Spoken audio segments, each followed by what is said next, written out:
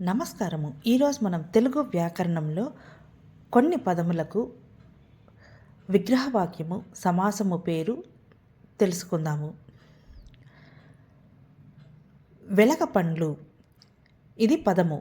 విగ్రహవాక్యము వెలగ అను పేరు గల పండ్లు. సమాసం పేరు సంభావన పూర్వపద కర్మధారయ సమాసము.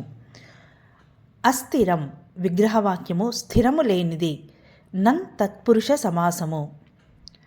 అస్థిర భావం, విగ్రహవాక్యము అస్థిరమైన భావము. సమాసము పేరు విశేషణ పూర్వపద కర్మధారయ సమాసం. ప్రత్యక్షం, విగ్రహవాక్యం ఆకుల యొక్క సమీపం. సమాసము పేరు అవ్యయీభావ సమాసం. జీవిత సౌఖ్యం, విగ్రహవాక్యం జీవితమందు సౌఖ్యం. సప్తమీ తత్పురుష సమాసం. బాడి బందలు, బాడియు బందెయు ద్వంద్వ సమాసం.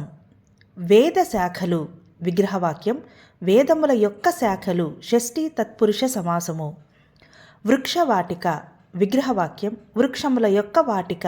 షష్ఠీ తత్పురుష సమాసము. ఆది కావ్యము, విగ్రహవాక్యం ఆది అయిన కావ్యము.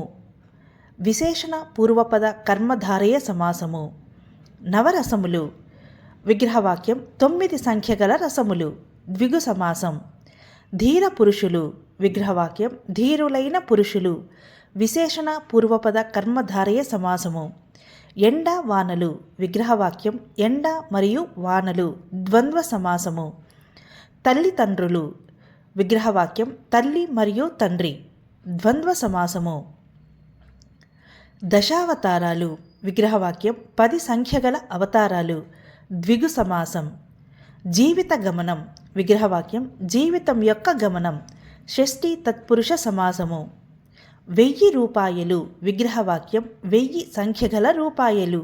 ద్విగు సమాసం. మంచి పేరు, విగ్రహవాక్యం మంచిదైన పేరు. విశేషణ పూర్వపద కర్మధారయ సమాసము. 3 అంశాలు, విగ్రహవాక్యము 3 సంఖ్య గల అంశాలు. ద్విగు సమాసము. ఆలోచన స్పష్టత, విగ్రహవాక్యం ఆలోచన యొక్క స్పష్టత. షష్ఠీ తత్పురుష సమాసము. మందబుద్ధి,